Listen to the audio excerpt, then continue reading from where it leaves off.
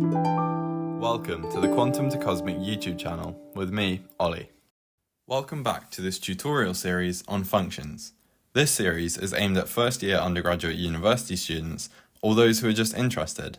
Whether you just need a refresher on these topics or are learning them for the first time, you're in the right place. Today we're continuing with functions and limits, looking at limits of functions. So if you're ready to learn, then let's get into it.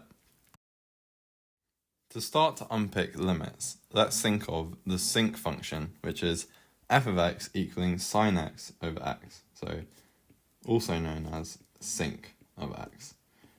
And to plot this, we can start by just drawing 1 over x in all quadrants, so this sort of shape, and then draw some sort of sine wave, and then we can get rid of our guidelines, and there you go. That's what the sinc function looks like. Unfortunately, at the point x equals 0, f of x, our sinc function, is undefined. It's of the form 0 divided by 0, and if it was 0 divided by a finite number, we'd know it's 0, and if it was a finite number divided by 0, we'd know it's infinity. However, as it's 0 divided by 0, it's not defined. My plot here gives a clue as to it's not infinity or 0, and so from numerically plotting it, it tends towards the point 1 at x equals 0. And we can confirm what happens as x goes to 0 in the following way. So if we have a look at the plot on the left, we can see there's a triangle ODB, and inside there's another triangle OAB, so this triangle here, and then around that in between is this sector like that. And if we compare the areas of these three regions, the triangle OAB is going to be half of this base length, so OB, which is 1, this radius of this circle. So half the base times the height, which is sine x, and we get half sine x, because half times 1 is half. And then that area, just by geometrically, must be less than the sector area, so we can then calculate the area of this OAB sector by the area of the circle, where this big circle will come all the way around, would be area pi 1 squared, and then the fraction of which is taken up by the sector is going to be this angle x divided by 2 pi, where x is in radians, so x over 2 pi times pi times 1 squared, so pi.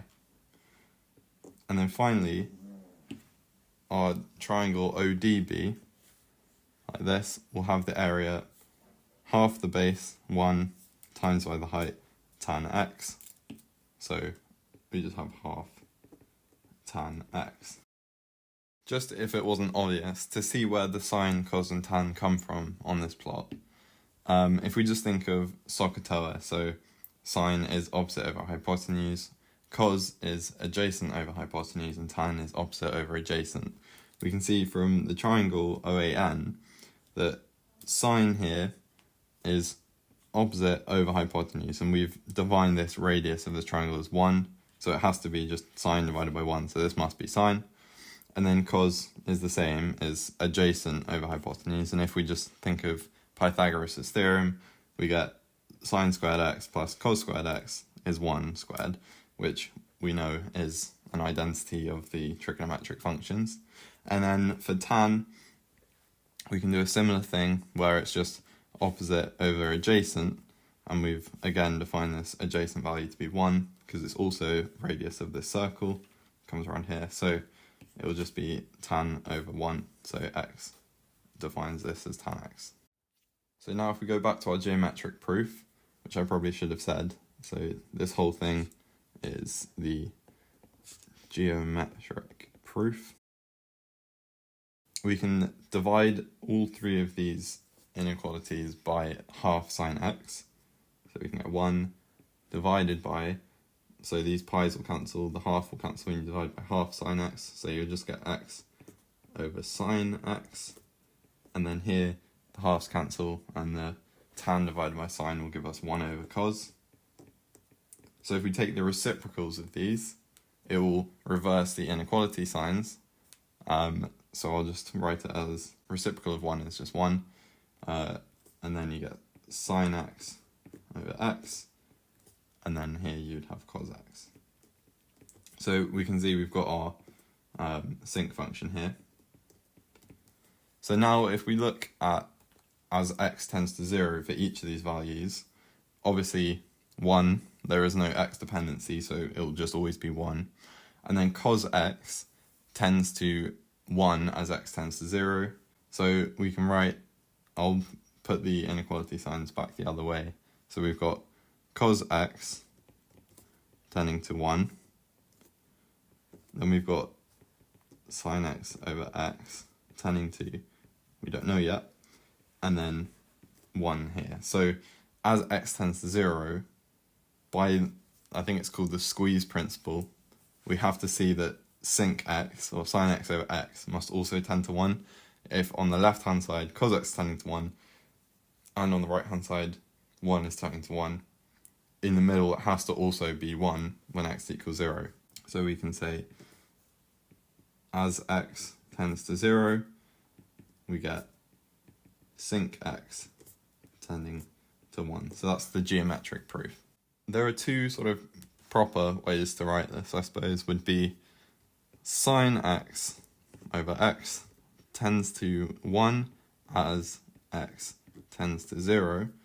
So that's the first one. Or the second one would be in the limit x tends to 0, we get sine x over x equaling 1. So that's the two ways of writing that. Or more generally, we can write for a function f of x becoming f, becoming f, this value f, as x goes to x naught. The ways we'd write that is, as before, it would be f of x tends to f as x tends to x naught, or in the limit x tends to x naught, f of x equals f. So you should try and remember this going forward.